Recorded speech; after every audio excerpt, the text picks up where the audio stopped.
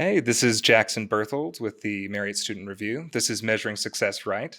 Today I have Wayne Parker here with me, the former Chief Administrative Officer of Provo. Wayne's actually got a really long history of city management experience, city administrative experience, and I think he has a really just awesome set of experiences that can help BYU students understand what is going on in their city. I mean, you were the city manager of Provo for 20 20 years, like years. Yep. 2003 to hmm 2023. That's insane. I mean, I guess like what was that? I don't know. Like that's the longest someone has been a city manager, or sorry, like CAO for Right. for Provo. What was Yes. that like? It was back in 1982 when the voters of Provo selected a new form of government. They'd been in a city commission form, which was pretty dysfunctional. And so they adopted this council mayor form with the chief administrative officer as part of the requirement of the form of government. And so that's now been 42 years, and I served almost half of that time Wow, there as you the go. CAO. So there you go. That gives you a Yeah, sense of a little bit of the history. you've come to define the position. Uh, that may be. Yeah. Well, Well, yeah. I Thanks for. had great predecessors, though. I'll Oh just say yeah, that right up yeah, front.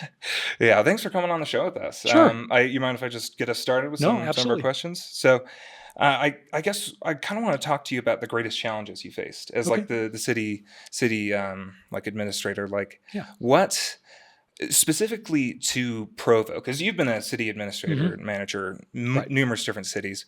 What about Provo gives it unique challenges or unique opportunities compared to a lot of these other cities? Well, that's a great question. So Provo is kind of unique. For a city of its size, about 120,000 population, about a third of that population are young adults from 18 to 30. And so it's a very young, vibrant, engaged community. Um, but it also creates some stresses. Students, young adults can sometimes create stress in neighborhoods. Sometimes neighborhoods create stress for students. And so it was always kind of a challenge to try to balance the needs of the younger part of our community with the older established neighborhoods, and some neighborhoods that have been in transition. Southeast Provo, for example, has been kind of a quiet to sleepy part of town, but recently, as boundaries have expanded, housing boundaries and so on, it's become a real high density area for students and young adults, young professionals, and that's created some dilemmas with the neighborhood seeing change occur. And so I think one has been trying to balance the needs of kind of the older established residents with the newer Hmm. residents, and some of the residents who are here and then don't stay very long, are gone after 4 years or 6 years, and so that's part of it. I think one of the challenges that's not unique to Provo, but certainly one that Provo struggles with, is the idea of having enough resources to meet the demands of our residents. And we saw this for years. To hark back a number of years, the city had a recreation center that they shared with the Provo School District. It was located at Provo High. Huge annual subsidies, almost $1 million a year in subsidy to that recreation center. And our residents wanted something better. They'd seen rec centers in other communities that were, really high end, and so we went through a whole process of trying to define what a good recreation center would look like for Provo, what people would pay fees to participate in, and how much they'd be willing to pay in terms of an annual property tax assessment to build the rec center. And it was quite an interesting process for the city council to reach the decision to actually put it on the ballot. And again, that's been now a little over 10 years ago, and the voters approved it on about a 60-40 vote. And we built the recreation center, and it's now the largest self-sustaining recreation center in the country, where the user fees actually pay all the costs, and there's no general tax subsidy except for the bonds, which were Mm. used to build the center. So it's been a great success story. But again, it took engaging the community, engaging the elected officials, and getting buy-in in order to have a really great amenity for this community. Oh yeah, that makes sense. Actually, that does prompt a question. Sure. What are some of your like favored or like some of the best strategies for getting that sort of buy-in from, community like leaders, community magnates? I know that's Yeah, kind of a it's a broad great, question. it's a really good question. Citizen engagement takes all kinds of forms, right? Traditionally, you think about citizen engagement being, the public hearing where people come and they give you pros and cons about various decisions you're contemplating as an elected body. Um, but again, particularly with the polarization that's occurred in the last 15 years or so in our political discourse, public hearings are not nearly as effective as they used to be. The first three people that stand up at a public hearing define how the hearing is going to go. Because if they all take one position, you might have others in the audience who want to take the other, but now they're intimidated, right? And they're afraid they're going to alienate their friends and neighbors, and so they sit quietly and say nothing. So we've tried to do a number of other ways. We've done open houses where people submit their comments, in writing, or maybe they go through a series of sort of booths or spots in the public hearing or in the open house where they learn about different facets of the proposal that's before the city council, and then they stop at a laptop on their way out and enter their comments and opinions. We did that with the bus rapid transit system. That was a good one where public hearings tended to be pretty rancorous, and so when we started trying to do better education along with getting feedback, we got much better feedback. So there's that. We've done focus groups. We've done neighborhood committees, like for designing parks, where we brought neighbors together and brought a bunch of different options for a neighborhood park and let them pick, and then design the park around their desire. So again, various strategies can be used just depending on what the circumstances are. That makes sense. I mean, it seems like there's a common theme of connection, wanting to make Yes. sure there's a very efficient flow of information between, Yep. just the administration and the citizens. Yep, for I was sure. just talking to the city administrator for Springville a little while Uh-huh. ago, and he was telling me about all of these surveys that they Yes. perform, and it gave me a clue into how public officials are able to just sort of like integrate with the population and Yep. fully understand Yeah. what they're doing. Or what they want or what their priorities are. It does prompt a question. How is there a way that business leaders can learn from these sort of strategies, or is there anything in general that you think business leaders could learn from your experiences from in city administration or just government in general? I think, again, my experience working with the business community has, they generally feel kind of frustrated at the process, right? Government it's slow, it's not very nimble, and there's reasons for that, right? Our residents expect us to do full due diligence in the bright light of transparency. That can create some headaches for a business leader who's used to saying, this is what I'm going to do. I remember once I was sitting on a board when I worked up in the Ogden area with a large owner of a very large business in Ogden, family-owned business, and he was sitting in our meeting and he was just really frustrated. And we had taken a break and we're coming back, and he said, Wayne, I don't understand this. He said, when I put a motion before my board of directors, I just say, all in favor say aye, all opposed say I resign. It is so easy to get stuff done. And I said, yeah, that doesn't happen in the public sector. People don't get to play that kind of role. And so there are processes in place. A lot of them are put in place by elected officials who live 24/7, 365 with their stakeholders. Businesses typically don't live 24/7, 365 with their shareholders. They come in, they're represented on the board. The board comes in and makes decisions. The shareholders might occasionally have to hold an election, but it's pretty rare that they actually work and live and breathe and do service projects together with their shareholders. And so our elected officials tend to be very responsive to the desires of the electorate, and that's different than I think in the private sector. The other thing I just mentioned that's also a little different is the private sector tends to be focused, for the most part, on measurable outcomes, and they measure their performance in very discrete ways. You got certain metrics you got to hit, or there's trouble on the front. Public sector has a lot harder time trying to come up with measurable outcomes, right? So many of the outcomes we want local government has very little influence over. I remember when I was doing performance measurement for Governor Levitt for a couple of years during his administration, the state health department came in and said, we want to reduce the incidence of heart disease in rural Utah. And we said, well, that's really good until, a rural town gets their first McDonald's, right? And then what happens? How do you control the incidence of heart disease in a small community over which you have very little control? And so we had to start thinking about other kinds of measures that we could actually measure and celebrate or realize we're falling short. But again, our outcomes are very little in our control, but they're community good that we hope can happen in a community.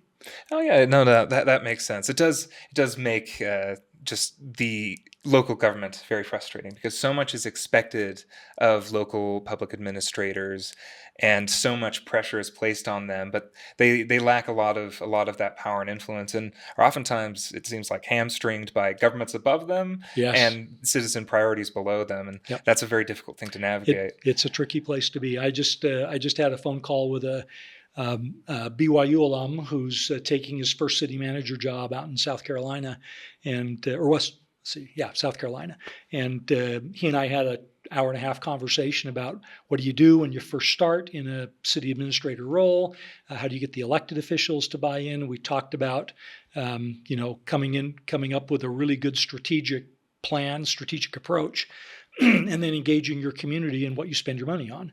And when you get that sort of engagement, then you can move forward. But if you're constantly battling, one group who wants a new library and another group who wants stormwater improvements because their basements get flooded all the time, it's really hard to figure out how you balance those two things. But if you get the whole community engaged around the bigger issues, it's a lot easier to prioritize and actually get stuff done. I mean, that makes sense, and I think this more delves into like politics than government administration or business, but uniting people around shared priorities that are larger than our own sort of parochial concerns. Honestly, that's a good strategy just in general. Yeah, I've one thing I talk to managers across the region with my position with the International City County Management Association is around kind of how do you deal with elected officials who come in wanting to, clean out the deep state and all of those kinds of things, and realize that, there are no Democratic potholes, there's no Republican parks, there's no, libertarian sewer lines. The fact is that most of what we do in local government has very little to do with political bias. And it has a lot to do with trying to understand what the community wants and needs and then figuring out how to address it.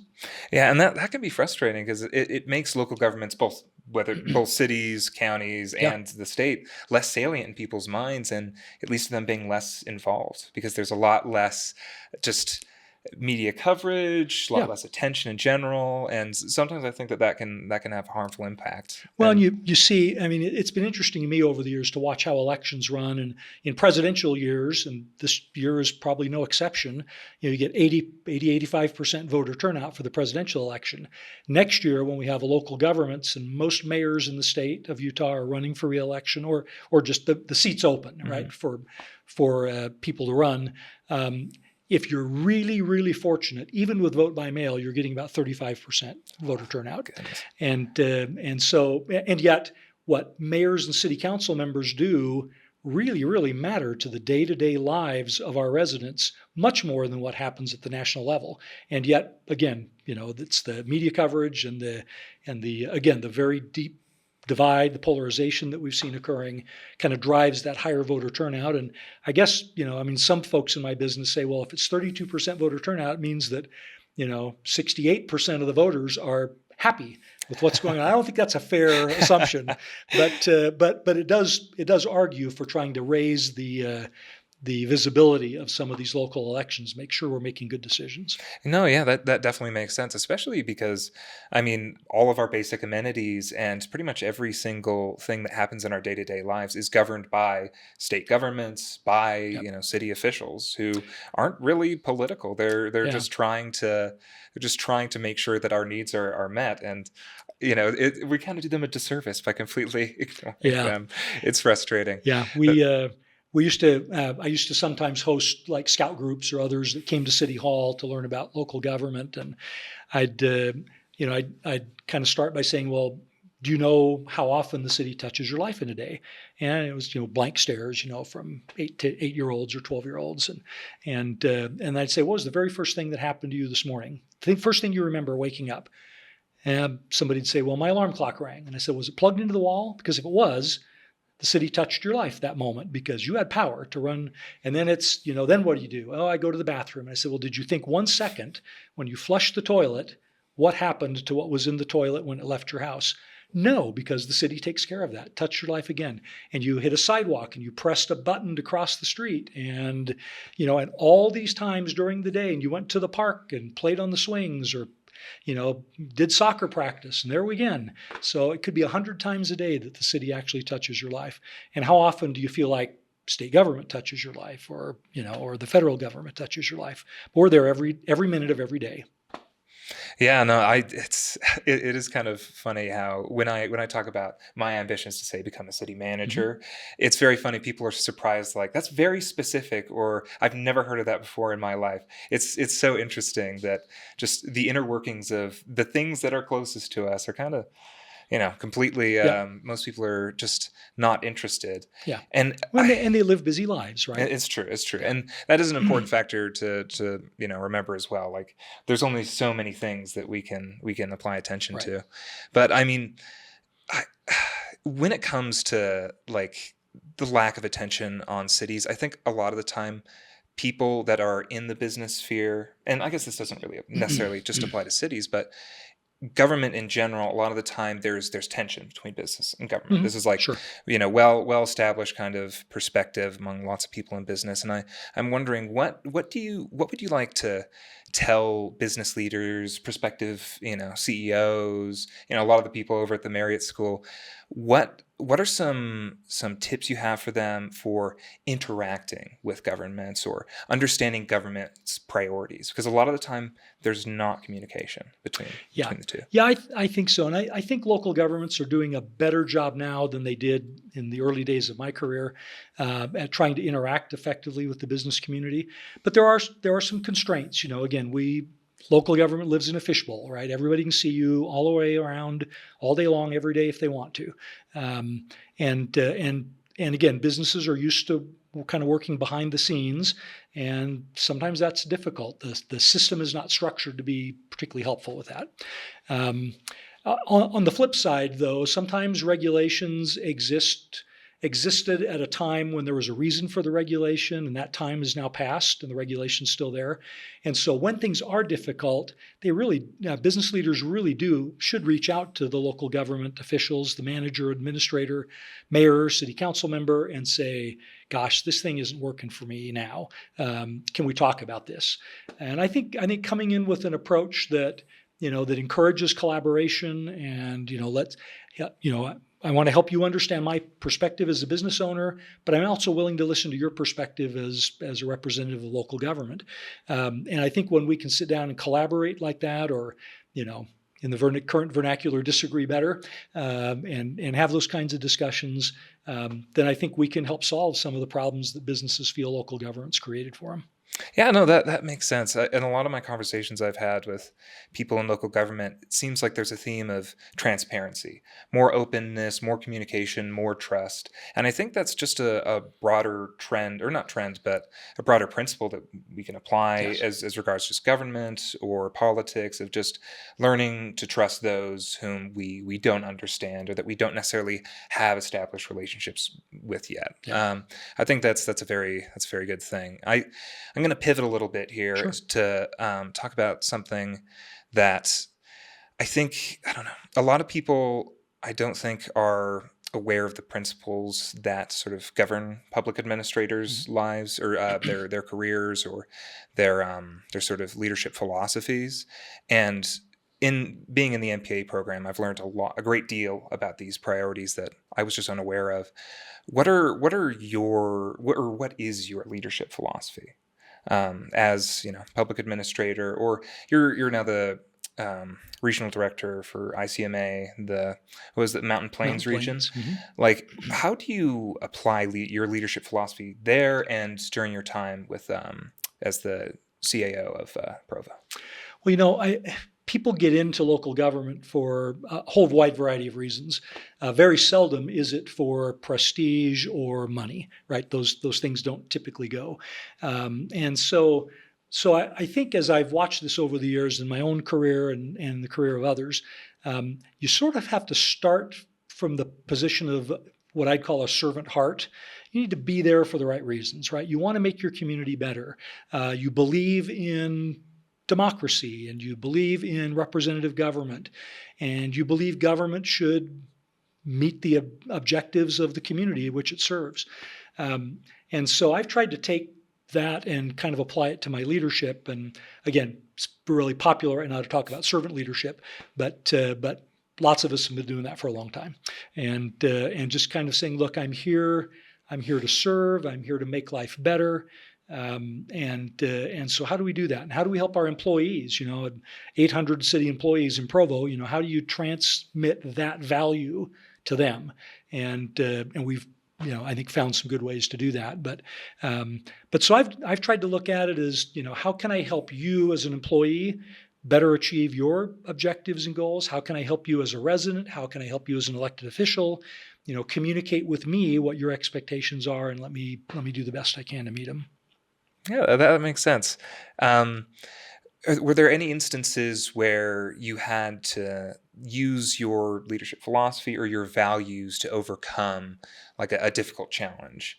Like when it comes to like managing personnel or trying to overcome like differences in personality or philosophy, or Okay. your interactions with public or elected officials? Yeah. Well, there's a couple of things. I think I think back on the pandemic, which was, again, we were absolutely managing by the seat of our pants. We had very little clue what was going on at the time, and the more and more data we got, the easier it got to manage. But we immediately sent a whole bunch of our employees home to work from home, and we spent a lot of money on laptops and things so employees could work from home. And for the large part, our customer service operation went almost entirely virtual. But we were losing touch with our employees because we didn't see them, they didn't see us.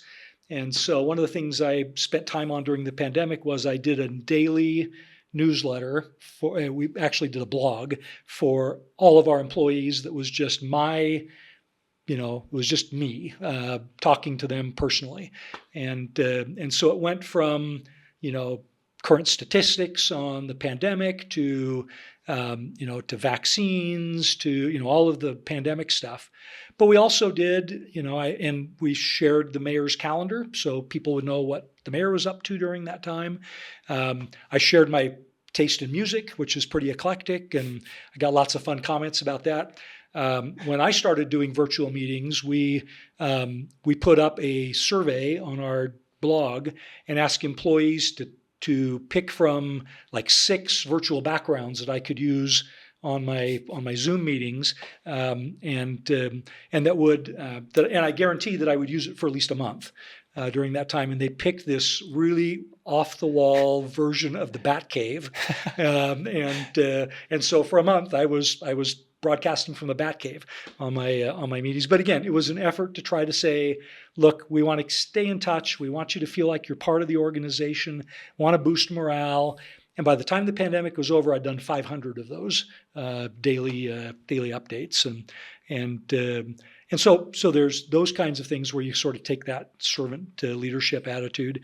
I think I always, from a disciplinary perspective, it was always my goal that an employee would never be surprised if I told them we were kind of done with their service and they needed to move on, that they had plenty of opportunity to correct deficiencies, that we were out, upfront about, and it's the way I wish I'd been treated, right? So again, we just get this, I'm here to serve you, to make your career better, but we clearly also have expectations of you and want you to deliver on those. Yeah, that makes sense. That's actually, I think, a very valuable perspective. I haven't actually heard as much about this like service-oriented leadership. And I really appreciate that like perspective, and I think a lot of people could benefit from it because it seems like there's a general belief or consensus in towards many institutions, both government and private, that things are cutthroat. That Yeah. you can't trust, a corporation, you can't trust a government. I mean, it goes back to what I was Yeah. saying before. Sure. There's a huge lack of trust, and when leaders are able to come to the table with those below them, those that are reliant on them, and are able to like develop a relationship of trust and like mutual benefit, that can be, I think, really powerful for restoring faith in a lot of our institutions. Because I Yep. mean, I don't know if you've oh, I think it's not Nesbit or something. It's Bowling Alone. You know Oh that book. yeah. Oh Yeah. yeah. So Yep. that I think Robert is, Putnam. yes, Putnam. There must be something else relating to Yeah. social capital with Yeah. a person But with that that's a last really good name. one. But yeah, honestly, I think that book is evocative of like the current state of our Yes. public and private institutions, and values like that and leadership like that, I think, is necessary Yeah. for us to just improve the current like social trajectory we're on. Well, one of my best friends and closest colleagues over the years is a guy named Bill Holterstrom, who runs the United Way of Utah County. Oh yeah. And Bill and I have had lunch together every month for almost 20 years. And one of the things that he said, which comes back to the Putnam issue, is that people are happiest and most fulfilled in a neighborhood where they actually know their neighbors. And so many people I talk to around the country, if I ask them the question, well, tell me about your next door neighbor, they don't have a clue, don't even know their name, right? Maybe the kids know each other, but Mm-hmm. the parents probably don't. And so when we were struggling about 15 years ago with a neighborhood in South Provo that was pretty high crime for our community, lots of dysfunction. Our Mayor Billings used to say that folks in this neighborhood would call the police when they couldn't agree on who would change the channel on the remote. It was just people just weren't functional. And so we put a little task force together to try to figure out how could we get people to know each other better. And it resulted in us building what's now called the South Franklin Community Center and programming that with lots of things. We did like Zumba classes during the day for moms whose kids were at school. We did computer classes. We did tutoring, homework help. We had a soccer club. And all of a sudden, we started seeing as people started knowing each other, and then they'd hang out with each other. And then the moms who did Zumba would get together and have a picnic after school or during the summer. And pretty soon, graffiti went way down, calls for service went way down, and this neighborhood started really becoming a whole lot more functional. And other things have happened since then, which I think have accelerated it even. But again, this idea that angry teenagers don't tag the homes of people that their parents have brought cookies to. That just doesn't happen, right? And the more you can invest in that social capital, really dramatically improves the quality of life in a community, way more than what city services by themselves can do. Oh yeah, it's funny. The second you said social capital, that was the word that came to my mind. It feels like we're having a crisis of social Yeah, capital. we for sure are. I mean, Utah and New England are doing, fairly all right Yeah. relative to the rest of the country, but I think it's something that public administrators and honestly community leaders in general, people who aren't even in the public sector, should probably take a look at in order to try to improve our current or just the straits that we're in right Well, now. and a lot of the things that used to protect social capital, things like service clubs and churches and PTAs, and are all struggling now with people attending church. Service clubs are that used to have 80 members now have 20 members, and PTAs just kind of come and go. But when parents are done with kids in school, they're out of PTA, and so again, I think we have to figure out ways, and those could be all the way from things like community centers to encouraging block parties to coming up with ways that we can help residents find another way to engage socially and meet their neighbors and develop friendships and relationships that just aren't there anymore. Yeah, I mean that. Yeah, honestly, that's I think so necessary, and I think it's something that business leaders could also get involved with. Yes, for There are sure. people with lots of connections, lots of available capital. They could potentially act as a major catalyst for that kind of Yep, change. for I sure. I think that would be perfect, especially if governments and local leaders or business leaders were coordinating on that sort of thing. Well, That would be super yeah, valuable. and the collaboration between sectors just is becoming ever more important. No single group, particularly between local government and the social sector, no single group has enough resources to do everything that's demanded. But when you put the resources together and prioritize, now you got something. Yeah, absolutely. I think that's definitely that's something on the docket on the just list of priorities that I think should be more salient Yep, to I'm with politicians you. and just I don't just public commentators. I feel like more people should be talking about it, Yep. but it's an issue that I don't think gets enough attention. So I think to finish us off, I have some values that we're interested in Sure. talking to you about. Um, so these are the values of the Marriott School: faith in Christ, integrity in action, respect for all, and excellence. And I was wondering, you could talk about any of them or Okay. all of them. Okay. I was just wondering which ones you saw apply in your career and in your life, whether it's just service or your relationships with family, anything like Okay. that. Yeah, good. Well, yeah, let me just talk about those. I love those. I think they reflect not only the Marriott School today, but the Marriott School as it was 40 plus years ago when I got my degree here. So faith in Christ for sure. I mean, we talked about servant leadership. There's probably no better example, right, of servant leadership. I mean, it's the epitome of how Christ operated in mortality. And so asking the question, what would Jesus do? Man, if we're not asking that all the time as local government leaders, we're missing an opportunity to really think deeply about servant leadership. In terms of integrity, you're aware, Jackson, that ICMA has a very strong, ambitious, rigorous code of ethics that all 14,000 members of ICMA have to sign on the line and say, I believe in this and will act that way. And it really makes integrity easy when you've got a code that you abide by, and you don't just put it up on your wall, but you're living it. And some of those things are hard. Some of those standards are pretty high, but again, no higher than just personal integrity would be. From the standpoint of respect for all, I think it's really easy in local government, again, because resources tend to be kind of strapped and you're always wanting to do more than you have the capability to do. It's really easy to think, well, what are my neighbors going to think? What are my stakeholders, the ones that I interact with, so the school superintendent or the United Way director or whoever that's kind of in your circle, or the folks that are, just your neighbors, the people who call you regularly. It's really easy to sort of think about what they think and want. But you recognize that there's a whole set of every community that feels disenfranchised, no matter how hard you push them to get involved, how hard you try to get them into a focus group or to come to an open house or something. They don't feel a part. And we have to remember those folks always. And so when we have discussions about, right now in Utah, one of the key issues is housing affordability, which is a really big issue, really thorny, complex, lots of pieces to the puzzle. But if we just look around our neighborhood and say, well, my neighbors are all fine, then we're asking the wrong question, right? We should be asking, what are their grandchildren experiencing? And what are the folks who are coming, the young professionals who are moving in to careers, how are we going to meet their housing needs? And how do we help them get to a point with employment and otherwise that they can afford a home?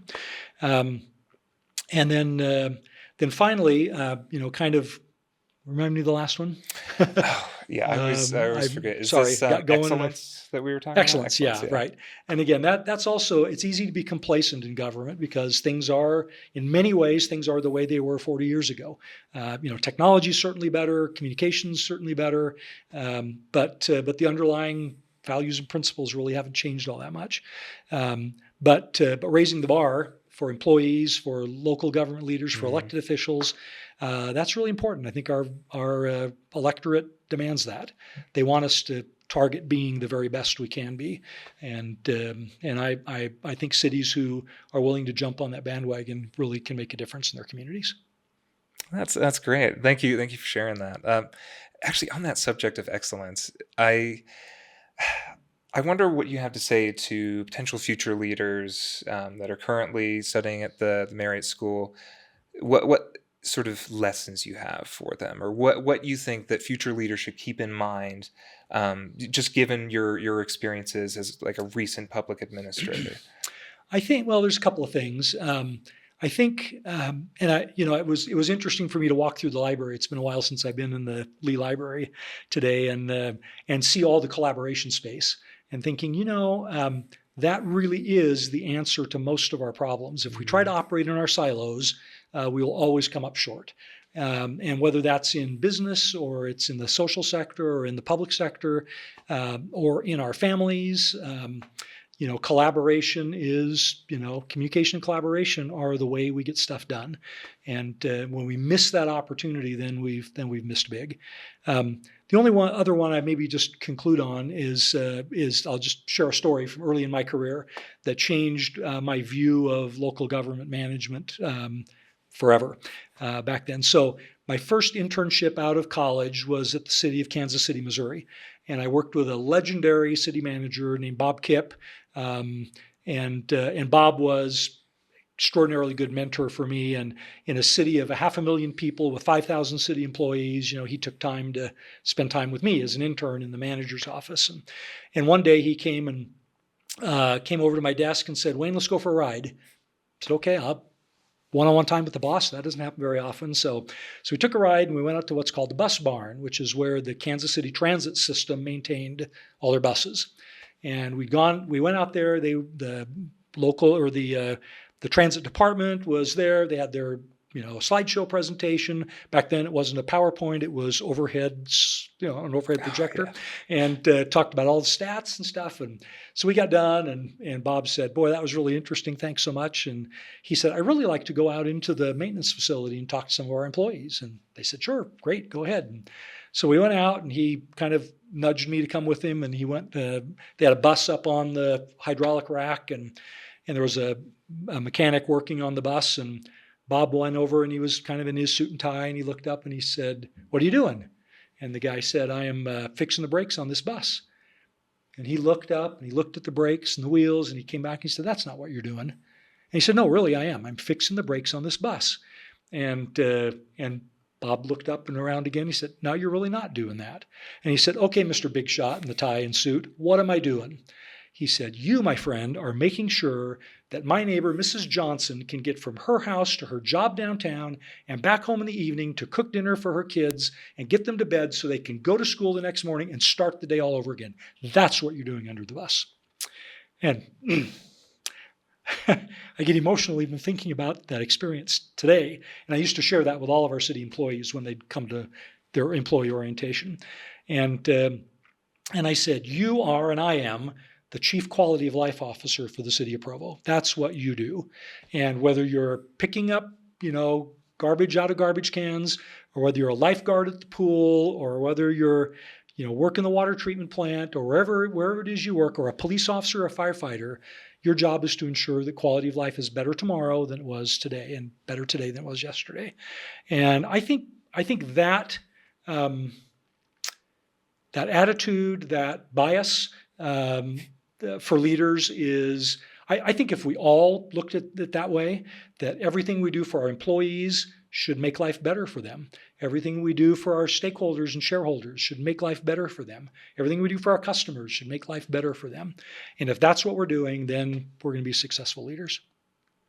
Well, thank you for sharing that. That was actually a fantastic story and a great way to end the podcast. So I'd just like to thank Wayne for joining us today. It's been an honor to have you here. Well, thank you, Jackson. Good to be here. Yeah, and I guess we'll see you around. Okay. Thanks very much. And to our listeners, our viewers, thank you for joining us as well. That was Measuring Success Right. The views and opinions expressed in this podcast do not necessarily reflect official policy or position of Brigham Young University or The Church of Jesus Christ of Latter-day Saints.